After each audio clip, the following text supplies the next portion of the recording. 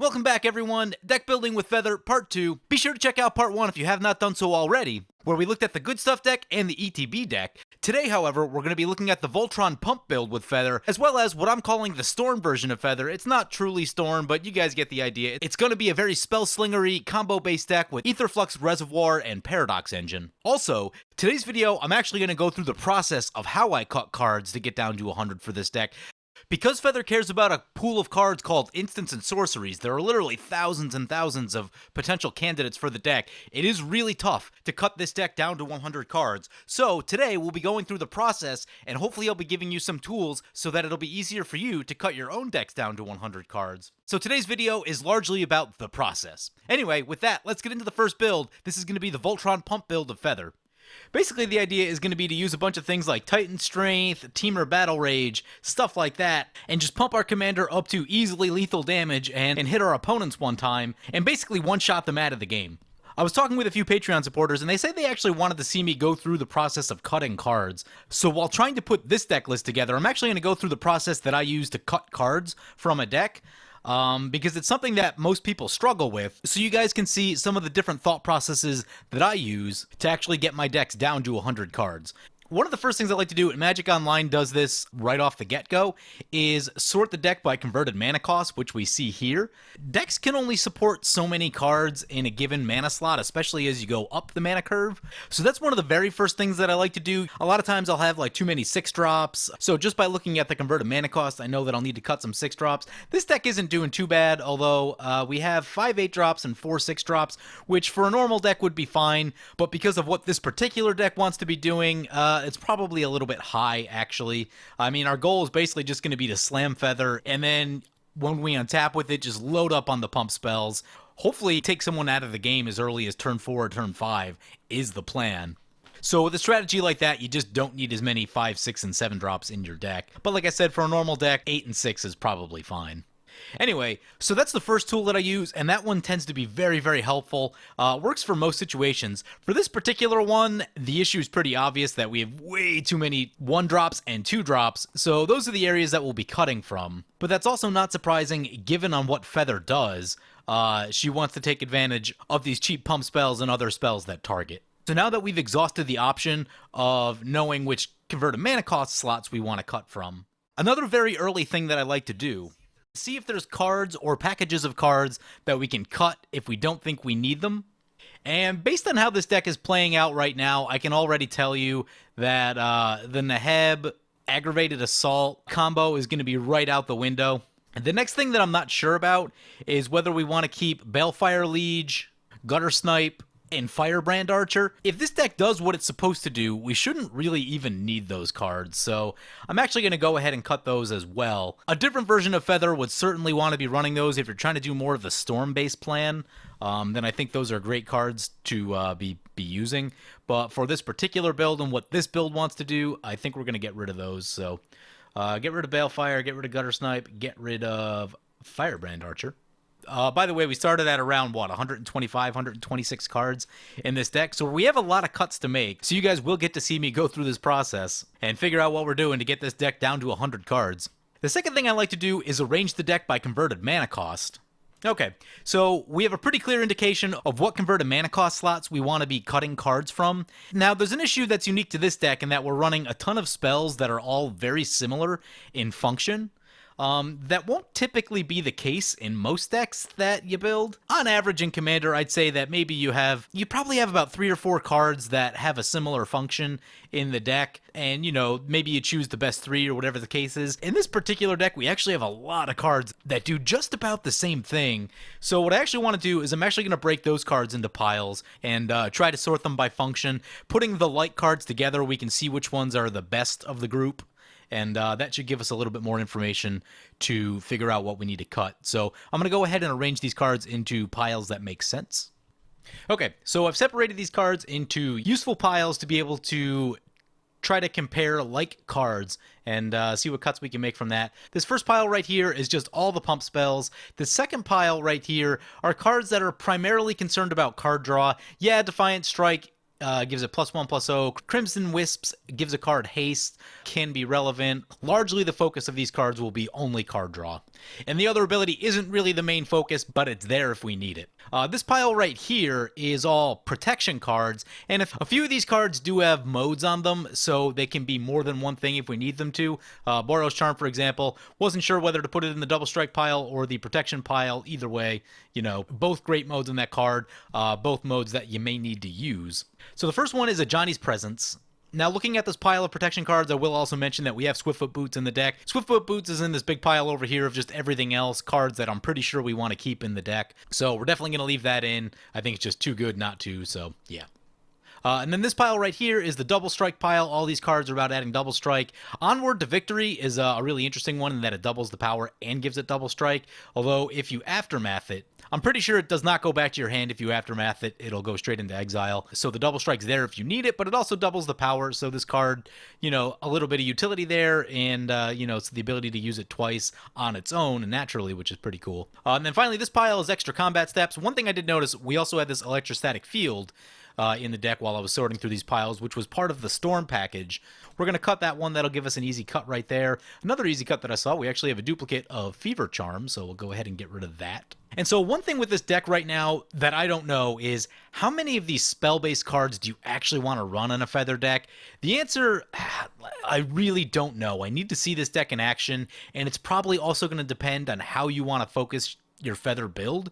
There's just so many different ways to focus this deck, and I think that's really going to determine how many spells you actually want in the deck. Ideally, I'd be really happy if we got that number to 25, but I don't know if that's actually going to happen. It may be way more than that, but I'm also not sure if it needs to be more than that. So one of those things that I really just need to play the deck a couple times. So until then, I don't know exactly where we need to be, but we're kind of just going to feel our way around, and based on what I kind of know makes sense in a deck, we're going to try to adhere to that and get this thing down to 100 cards. So getting back to these piles, first thing to notice is that there's only 5 cards whose main purpose is card draw. I actually thought there was more than that as I was putting this together. So that being the case, unless we find a lot of cards in these other piles that really are drawing cards, we'll probably try to keep most of those right where they are. I would say Defiant Strike is probably the weakest of the bunch. Ryle does give trample. If someone has some flying blockers out, especially like a spirit token or something like that, which can be annoying, the trample can be very relevant. The +1/+0, there's times where it might matter if you're loading on double strike and stuff, but it might be a little bit less relevant than the other ones in the pile. Although, you know, haste is also only good for the first turn that it comes into play. If you need to recast your commander, haste is definitely where you want to be. But if your commander's already been in play, then haste doesn't do a whole lot. So mixed feelings about all of that. Let's take a quick look at this protection pile. I'll move Boros Charm into the pile just for now while I'm talking about it. So we have 8 protection cards. That's a lot. 9 with the boots. The question is, how many do we need? The answer is probably quite a few, in the sense that we're loading all of this stuff onto our creature. We really want to keep our creature protected, so we probably will want a pretty high count of these things. Johnny's gives Indestructible, and I'm actually going to break these out just a little bit. Now, it also occurred to me as I was going through this pile that I forgot 2 key protection spells, and those are Apostle's Blessing and Brave the Elements, cards that I like. So I've added those over here, and we're going to try to take a look to see which protection cards we want the most. So I'm separating these. These are both protection from color spells. God's Willing is a protection from color spell. Shelter. Okay, so this Expose Evil's in the wrong pile. We'll move that over. That can go over there. That's more of a, we'll call it like a removal or a self-protection kind of spell. Sort of fits in line with what Dawn Charm does. Shelter gives us protection from a color, so we'll move this over to that pile. And then we are left with, where'd Valorous Stance go? There's Valorous Stance. So Johnny's Presence, Sheltering Light, Valorous Stance, and Boros Charm all give us Indestructible. And Dawn Charm gives Regenerate, which is, we'll call it close enough to Indestructible for right now. So Shelter draws a card, which means we probably really want that one. God's Willing gives us a Scry, which is also really, really helpful. Brave the Elements does not, but it does hit all of our white creatures, which could be relevant with Monastery Mentor or Sun Titan or Aurelia. Apostle's Blessing gives us protection from creatures and artifacts. Every once in a while, you might see something like an Icy Manipulator or something similar to an Icy Manipulator that could be annoying, so there's some value there, but Also, Apostle's Blessing can be paid for 1 colorless, which is actually something going in its front. So, and then take a look at the Indestructible pile. That's indestructible with the Scry. I kind of like that. The Strive can hit multiple creatures. It's a pump spell if we really need a pump spell to get there for 1. It will be expensive. Realistically, unless it's super late in the game, you probably won't ever strive that for more than 2 total creatures, so that's something to think about. Valorous Stance I like because it's also removal if we need it. And Dawn Charm can fog a combat, which, I mean, if someone's trying to Alpha Strike you, that can buy you an extra turn. So, also, you know, on the random off chance, occasionally you'll see something like a big Comet Storm out of a Storm deck. You could counter that. So I think I'm actually going to get rid of a Johnny's Presence. There's a really low creature count in this deck. And, you know, based on the amount of mana it takes to give our whole team indestructible, it's not probably the most useful. So let's get rid of that one. Brave the Elements is going to be the next one to go since it doesn't really have any additional utility or card draw. Occasionally it'll help some of our other white creatures, but we don't have that many in the deck. Shelter I really like for the card draw. God's Willing, the Scry is still pretty cool. I think Apostle's Blessing is a little bit worse than the Scry on God's Willing, so I'll get rid of the Apostle's Blessing, but the 1 colorless mana can be really helpful. We are going to be strapped for colored mana in this deck for sure, so who knows, maybe it makes its way back in, we'll see. But that's going to put us at 6 protection cards right here, and that feels reasonable. 7 with the boots, that means we should have a pretty good chance of having one pretty quickly into the game. I like how that feels. But like I said, who knows, maybe we need a bit more. Still not exactly sure what this deck's going to need, but yeah. We'll take a quick look at this Double Strike pile since it's nice and small. We have Duelist Heritage, card that I love. In my experience, Duelist Heritage does stick around pretty long into the game. You can just lay it down there on turn 3 because it doesn't actually do anything scary on turn 3. It doesn't become scary until someone starts having creatures. But in my experience, it does not get blown up all that much. Psychotic Fury is interesting in that it draws a card, but it does not work on a number of the other creatures in our deck, so we'll need to keep that in mind. If we needed to go all in on Sun Titan for some reason, it does not give us Double Strike there. So a little bit of a trade-off on Psychotic Fury. Temur Battle Rage, I think that's going to be one of the best of the bunch. Actually, and while I'm doing this, I'll move the Boros Charm back over. So we have 6 ways to give Double Strike. One thing to consider is that Double Strike is redundant. So once we have one of these, we probably don't need another one. So maybe we want to bring the number down just a teeny bit. Double Cleave is probably the worst of the bunch. It only gives Double Strike and has no real other benefits. Psychotic Fury can draw us a card. Temur Battle Rage gives us the Trample, which is really, really good. Or it can give us Trample. We need to pump it 1 time first, but you get the idea. Boros Charm is amazing. I still really like this thing because it's going to do double work for us. So that brings us down to 5, so I like that. And now we've got 5 of these card draw, we've got 5 of the protection spells, and 5 double strike spells. We have our 2 extra combat spells, Seize the Day, and Aurelia the War Leader. Aurelia is just too good not to include in the deck. There may be a time where we need to go in on Aurelia as the backup plan if Feather gets killed too many times. Or just using it for that extra combat step is also going to be really, really good. Just a great creature for combat pretty much all the time. So that brings us to our big pile over here, and these are all the pump spells. So I'm actually going to break this pile apart into smaller pieces so that we can get a better comparison on which cards are the best of the bunch, and then we'll start cutting from those. And to do that, I'm actually going to take both of these. I'm going to take all this stuff, just move this over here, just so we have more room to work with. But the first thing I'm going to do is just split these up by converted mana cost.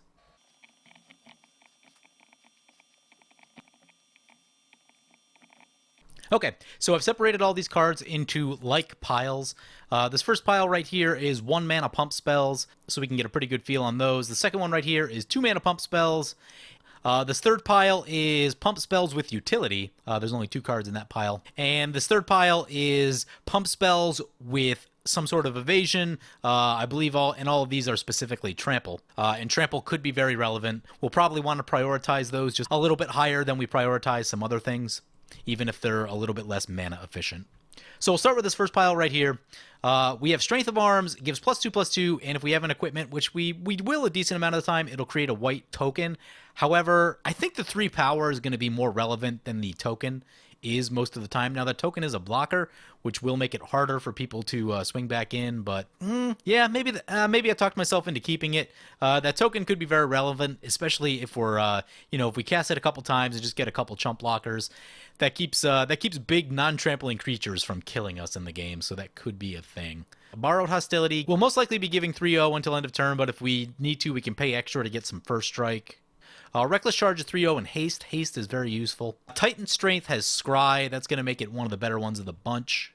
So what I'm going to do is I'm going to move some of the better ones to the bottom of the pack, and then the worst ones to the top of the pile. So I'm going to put Seething Anger up there, Strength of Arms to the bottom. Reckless Charge is interesting that it gives haste. If we need to recast our commander, that could be useful. Scry is very helpful. Dynacharge is specifically if we have to go on the token plan. It's fine. I think that one probably goes in the middle. Built to Smash is largely not going to be giving us trample. So it'll just be a +3/+3. Brute Force will just be a +3/+3. Increase to toughness can be relevant, so that is something to think about. So to me, Seething Anger looks a little bit worse than everything else. Borrowed Hostility looks a little bit worse than everything else. There are some other places that will be getting First Strike. Dynacharge, I'm pretty on the fence about. We'll see what happens. Brute Force, I really just want to keep in because it's a card that I've always wanted to use in Commander. So that one's going to be staying. If I needed to pull one out, I would cut Built to Smash, just since I don't have that same level of nostalgia attached to it. The Scry and Titan Strength should be pretty good. Reckless Charge, I think we're keeping, and Strength of Arms, I think we're keeping. So let's move on to the second pile here. We've got Fists of Anvil. Here's another card that I've got a little bit of nostalgia for. So we're going to try to keep that one if possible. I'll put that one to the bottom. Fit of Rage, another card that I'd really like to keep in. Notably, this one is a sorcery, but it does give us First Strike, so that is kind of cool in my opinion. Sure Strike gives us 3-0 and First Strike. This one is also a toughness pumper, so that is occasionally relevant. Haze of Rage is if we go on the token plan. So it has Storm. Creatures you control get +1/+0 until end of turn, and buy back 2. This is only going to be good later in the game, but if it is late in the game, we can cast a couple spells, cast Haze of Rage, buy it back if we need to. It'll storm a bunch of times, and then we could potentially get there with tokens if we needed to, but I'm probably going to cut that one. It's a lot of conditions that all need to be happening for that one to be good, so I think that one's out. Desperate Sand gives us +2/+0 and First Strike and Vigilance until end of turn. Vigilance can be relevant if we need a block, so there is something to that. Uncanny Speed is 3-0 and Haste. That seems pretty good. Martial Glory is +3/+3. Cool card, may not make it though, so we'll put that one to the top. Since we can get +3/+3 off of some of our 1 mana pump spells. Again, Haste is good if we need to recast our commander, less good if we don't. Okay, yeah, so definitely going to pull Martial Glory out of the deck. How do I feel about Sure Strike? How much First Strike do we have? I mean, we're going to be in the air. First Strike is probably not something we need to prioritize super highly. Trample is going to be a much, much higher ranking thing, I think, than First Strike. So yeah, I think we can get rid of Sure Strike. Desperate Sand's a tricky one. +2/+0 is a little underwhelming for 3 mana, but Vigilance is pretty cool, and First Strike, and we can strive it if we need to, so there is that. Those are some things to think about. It's definitely the next one on the chopping block, but yeah, let's see. Take a look at this utility pile real quick. Integrity is a 1 mana +2/+2, but also we can pay 4 and Lightning Helix a target. That's a lot of utility, so we can pump if we need to. I mean, we can pump, during our turn and then during someone else's turn shoot stuff. It won't come back, obviously, if we do that, but still a lot of utility there. I think I like that. With Fever Charm, we can get Haste or +2/+0, and on random off chances, if a creature is a wizard, we can shoot it. It is relevant. I mean, as Azami is a deck that people do play sometimes. Maybe doesn't show up quite as much as it used to, but there are some very relevant wizards out there. So we have 1 card that gives haste, 2 cards that gives haste, and then we have 3, 5, and 6 with boots. 6 ways to get haste, as long as I'm not missing any. Seems pretty good. And this gives us 15 pump spells right here, plus 17 other cards that are involved in pumping. These are the previous 3 piles, the double combats, the card draw, the protection, and the double strike. Now, I do think that the trample on all 3 of these cards does make it significantly better. Does make all of these keepers, so I think we're keeping all of those easily. I'm feeling pretty down on Dynacharge, since this really isn't primarily a token deck. I think we can get rid of Dynacharge. So that one's gone. Now, we're down to 113 in the deck, which means there's still a lot of stuff to cut. Okay, so what I'm going to do next, I'm feeling pretty good that we've narrowed our pump spells down to the best pump spells available. And we're right around 30 cards that synergize with Feather, which is about where I thought I would end up. And actually, we've still got a few more in the deck. So I'm going to start breaking things into other piles now.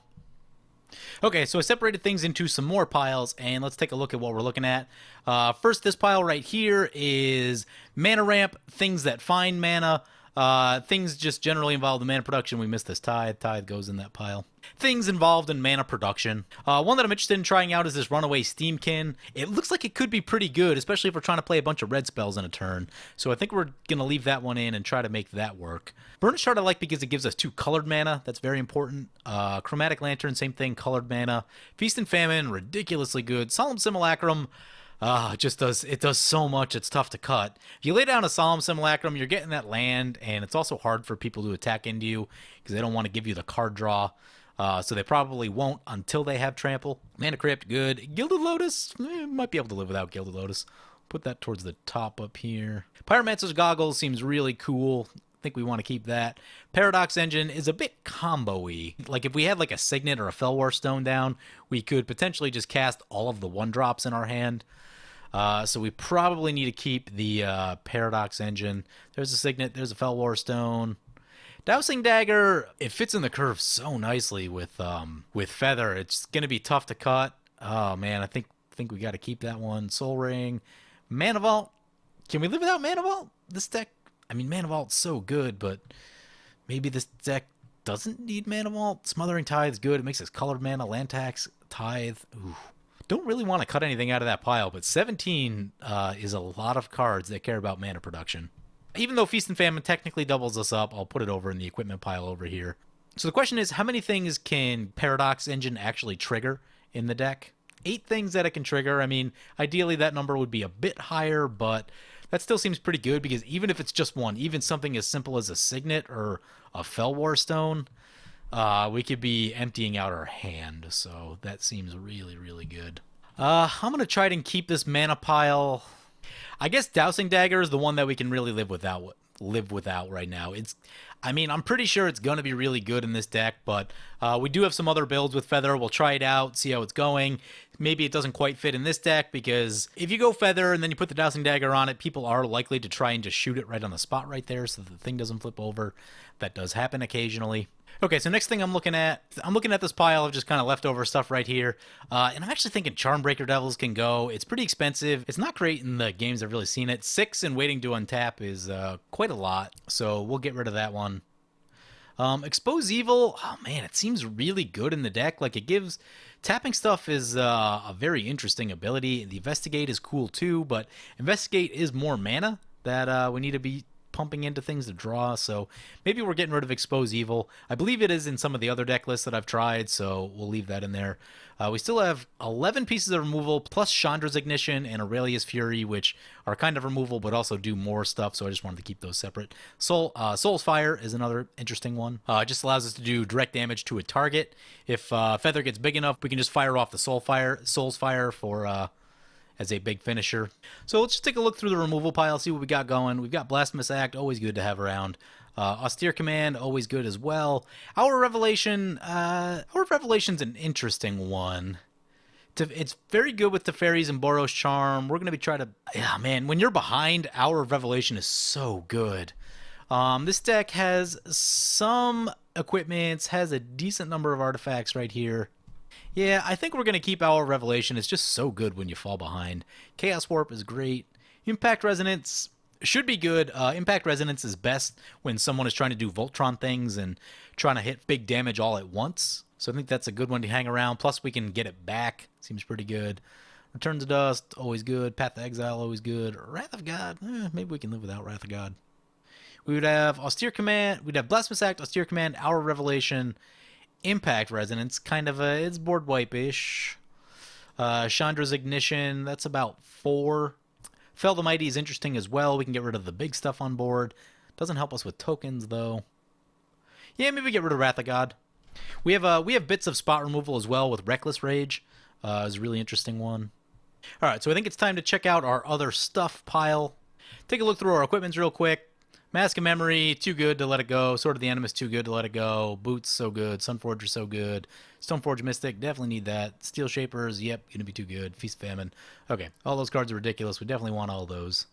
Next up, we have, so in this pile over here, we have Sun Titan, Wheel of Fortune, Teferis, Monastery Mentor, Young Pyromancer, Bastion Protector, and Enlightened Tutor. Yeah, I mean, Bastion Protector is just good. That's like all the things we want, pumping our commander and indestructible. I don't know. Let's see. It doesn't make me happy, but I think I'm going to cut this Solemn Simulacrum. It, it just does so much, but we do need to cut cards from this deck. The way the curve is going to play out in our deck, I mean, it may be a little bit less good than we're used to Solemn Simulacrum being. I am keeping Burnished Heart though, because those two basics can be really important, even though Burnished Heart is kind of slow. Burnished Heart just fits the curve a little bit better. So you'd play Burnished Heart on 3, not your commander, then you'd sack it next turn. Then you'd get your commander down and probably have mana up to protect it and things like that. So I just like what Burnished Heart means right there. I think we can actually get rid of this Fever Charm. I've been looking through the deck. There's a lot of things that give haste. There's a lot of things that give more than 2-0. And 3 damage to a wizard, like every once in a while that might come up. But yeah, I think we can live without that. Integrity may also be on the chopping block. Yeah, maybe we'll try and keep Integrity. 3 damage can hit quite a bit. A lot of annoying utility creatures that can be shot down for 3 damage. So we've still got 7 cards to cut. Actually, we've got 8 cards to cut, actually. I think we can cut... we'll try cutting Gilded Lotus. I don't love it, but I think we're going to try it. Yeah, maybe Desperate Stand. Desperate Stand can go. All right, so we are down to the last 5 cuts, and things are getting tough. I think we've gotten as much value out of the piles that we've separated things into as that we're going to get. So I'm actually going to sort it back into converted mana cost. Still 20 and 22 in the 1 and 2 mana slots. That is atypical. That is a lot. This is it's just a very unique deck. There hasn't really been a deck like this that I'm aware of. So yeah, we will see some weird stuff card count wise up here. I guess we're going to get rid of Integrity. I really wanted to keep that one. I think it's a lot of good utility, but away it goes. So as we can see, we're pretty thin up here in the mid to higher mana cost slots on the deck. Only 3 4-drops, etc., etc., etc. Oh, one thing that I like to do too, I like to put Sword of Fire and Ice and Feast and Famine in the 5 converted mana cost slots, and Sunforger in the 8 converted mana cost slot. Just because that's how you're going to play those cards. Those aren't cards you just want to slam down there on turn 3 and hope you untap and hope for the best. Those things can draw a lot of attention and will typically eat removal, so you're much better off playing them all at once than you are on their actual turn 3 like you normally would. So I don't do that with every single card, but with some of the equipments and a few other things that just where you just really never play them on the turn that's associated with their mana cost, I like to move around a little bit. It just gives you a slightly clearer picture on how your deck's going to play. Makes me super sad, but I think we got to get rid of Fists of Anvil. I think we're also going to get rid of Fit of Rage. It's a sorcery, and as much as I like the First Strike and the boost to toughness, I think it's just a little bit worse than all of the other 2-mana pump spells. We're down to 102, and it's getting pretty tough now. This probably isn't correct, but I think I'm going to cut Mana Vault. Mana Vault does give you a lot of explosiveness. We could get our Burnished Heart down quickly. We could get Paradox Engine down quickly and easily. Sun Titan, stuff like that. Other than those, I mean, Sword of Feast and Famine's another one. It's really good for getting your equipments down early and doing a lot with that. But other than that, there isn't like a ton of use for it. So I think we're getting rid of Mana Vault as much as that one's going to hurt. Cards I've got on the chopping block right now are Sheltering Light and Defiant Strike. I mean, I feel like Defiant Strike is too good just to sit back and just draw cards for a little while until you find the things you need, so I probably want to keep that. God's Willing, we don't have a lot of answers to Swords of Plowshares and Path to Exile. That is one of the few. I believe we have 3 in the Boots, God's Willing, and Shelter. We do also have Teferi's Protection, which protects everything, but we're a little bit weak to Swords and Path. We're much better off against Destroy effects with Dawn Charm, Valorous Stance. We have a lot more Indestructible than Protection from Colors, though I sort of engineered it that way. I mean, here's a question. Do we need Wheel of Fortune? It's a great card, but we do want to keep the cards in our hand, in our deck. Occasionally, if you have to mulligan down to 5 or 6, you get a couple lands and a Wheel of Fortune. That's a way out of your mulligan. Also, it can disrupt your opponents pretty heavily. But it could also disrupt what we're doing. We're trying to get all the cards we want in our hands. So, controversial, but I think maybe we're getting rid of Wheel of Fortune. That puts us at 100. I'm tempted to just cut a land. We do have a super low curve in this deck. This has got to be one of the lowest curve decks that I've ever built. So I am slightly tempted to go to 35. Plus, we do have a lot of ramp and land tax, tithe, smothering tithe, that sort of stuff. Things that get us lands, find us lands, care about lands. Plus some card draw, things that can trip. Not used to having that in Boros. I mean, there's a chance that we could get away with 35 lands. I'm going to try 35 lands. It's super... No, 35's too low. What else are we cutting? Okay, I think the last cut is going to be Accelerate. I like having all the card draw, but it's a little bit redundant once we have it, so we have better options than Accelerate, so yeah. We're going to cut that, and that puts us at 99. One thing I'm going to do, I'm also going to clean up the lands a little bit. In this particular deck, we have a lot of ways to get haste, so we're going to get rid of Hainware Battlements. Like I said in the other video, we really want to be minimal colorless producing lands, like just the ones we need. I'm going to leave this Sunhome in, but like largely I should probably cut it. This build is more heavily red focused than a lot of my Boros builds, so I'm actually going to subtract a plains, add a couple mountains in. So we've got 8 mountains now, and I believe that gives us 8 total plains. 9 total plains with Mistveil. Yeah, so I'm happy with that. Like I said, we could probably cut Sunhome, since there are a lot of ways to give double strike in the deck, but it is nice to have it on a land sometimes, in case you get wheeled, in case bad things happen, all that sort of stuff. But yeah, so I'm pretty happy with how this is looking right now. I can't wait to actually get Feather released online and test it out. I'm sure playing it once or twice, I'll have a laundry list of changes that need to get made to it afterwards, have a better direction of where the deck needs to be. So right now, like, I'm calling it an all-in deck, but it's like mostly all-in, which I guess technically makes it somewhat all-in. It's sort of in. So yeah, I did try to keep just a little bit of balance to the deck with Hour of Revelation, Austere Command, just a teeny bit of removal, a teeny bit of some semblance of a backup plan with Aurelia and Sun Titan, in case those need to kind of take over the bashing duties. And just, you know, a few other Boros-y good things. I suppose it's even possible to cut the token generators from the deck. They seem so good. I don't know why you would want to, but, you know, if you really wanted to just be, like, the most all-in, then that is a way that you could go and just run all the pump spells. You could probably cut some equipments, too, for the same sort of thing. But, you know, some semblance of balance, some semblance of just keeping good cards in the deck, in case our commander gets removed, in case things don't go exactly as planned, that sort of stuff. So, anyway, hope you guys enjoyed this look at this particular build of Feather, and kind of getting an idea on how I'm going about cutting cards and paring down for this deck. So this is the last build of Feather that I'm going to look at, and this is the Feather Storm build. If we take a look at this column right here, we're going to see our primary win conditions for the deck. First up, any number of things that involve Paradox Engine. We could potentially make kind of infinite mana. We could also try to make a bunch of mana for Aurelia's Fury. But we're also going to look at things like Firebrand Archer, Electrostatic Field, Thermo Alchemist, Gutter Snipe, and Balefire Liege, as well as potentially this Labyrinth Champion to do small amounts of damage that will add up over the course of the game. So for this particular build, you'll see we're at 122 cards again. We're going to go through some more cutting. And for this particular build, I want to prioritize cards that either draw cards, give utility or protection, either to our creatures or protect us from things. Removal is good. We're going to be focusing just a little bit less on just the straight pump aspects of the deck and really try to get a lot of the utility, but we're also going to prioritize 1 mana cards over 2 mana cards, because when you're trying to cast many of them in a turn, the 1 mana cards are obviously just going to be so much easier to play more times. And one thing that I've missed in most of my builds, I think, is, or at least some of them, is Grand Abolisher. I think that's going to be really good at trying to protect Feather while you're trying to storm off or do whatever you're doing. So Grand Abolisher, great in most decks in general, but probably really needed in Feather, especially if you're trying to do some sort of all-in or storm combo type of thing like we're looking at right here. So right off the bat, we're at 122 cards. Let's get rid of, we have a duplicate Dynavolt Tower. That's not going to help us so much.